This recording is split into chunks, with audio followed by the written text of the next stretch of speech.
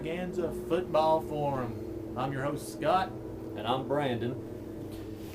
Looking at the picks for next week in the SEC, not much going on as far as real big games. We'll kick it off with Florida at Arkansas. Florida got upset by Ole Miss at the Swamp by 1 point. The extra point was blocked. They're gonna come off that loss, and it's gonna be taken out on Arkansas. Bless their heart. Arkansas, they kind of lost to Texas big. This is not going to be pretty, Hog fans. I'm sorry, but Bobby not going to be much of a game here. It's Arkansas's going to be lucky to even get on the board on that one. And I actually wish that Tennessee played Arkansas this year. It's that bad. Next, we're looking at. We gotta go. We gotta make a pick. I want to say Florida 38, Arkansas 6. I want to go 52-10 Florida. 52-10 Florida. That's a pretty good pick. All right, looking ahead, it's going to be South Carolina at Ole Miss. The Rebels coming off of a big upset victory over the Gators. Could it be a letdown? Who knows? When you got Spurrier over there on the sideline as the coach, you always gotta be cautious. The guy can pull something out of the package, the smelly package, and the suck up. Yeah. I don't know, man. South Carolina's got a good D. Spurrier can coach, but offensively, they struggle, I think. And Ole Miss just really impressed me against Florida. They're at home. Man, I don't know. I think Ole Miss. Now, if they don't get up for this, they could very well get beat. But Ole Miss is impressive. Is it going to be in the case of coming off of a big win and being flat the next week, or are they on a roll? But I'll just throw my pick out there. I'll say Ole Miss 24, South Carolina 21. Okay, I'm going to go 17-14 Ole Miss to beat South Carolina. And another big game that could be an interesting game is Kentucky against Alabama. Now, Alabama's not played Georgia yet. This is Saturday evening. The game hasn't started yet.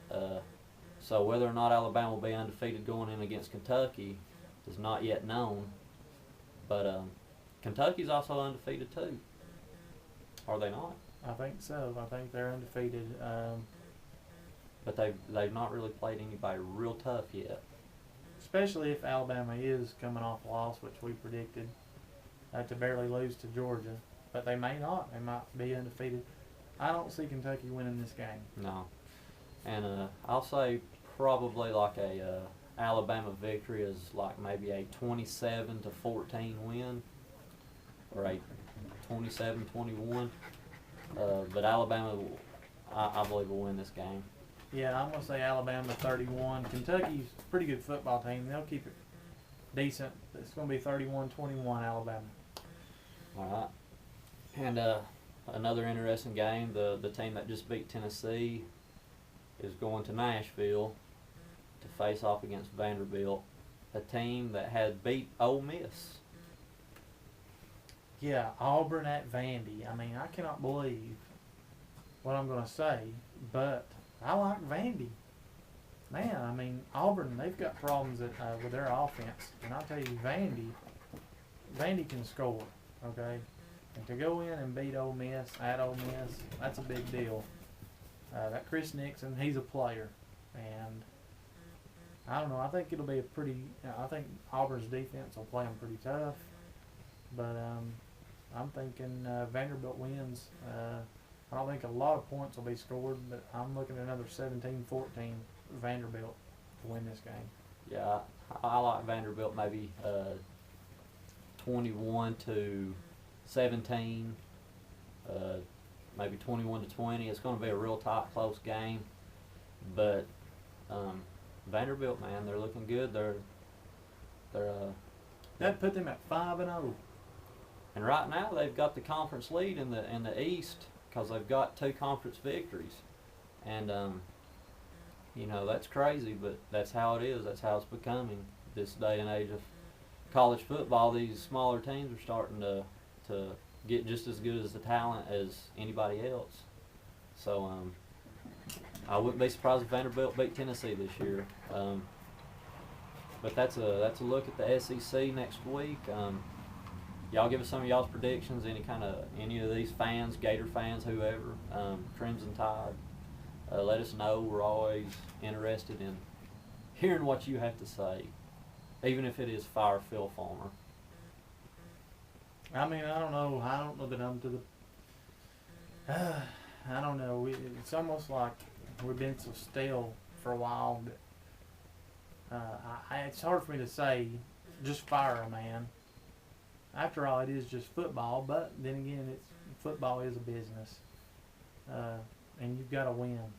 So sometimes I think we do need to change, but it'd be great if Fulmer just said, "Look, I've had a good career, and I'm just going to go retire or do otherwise." That'd be nice.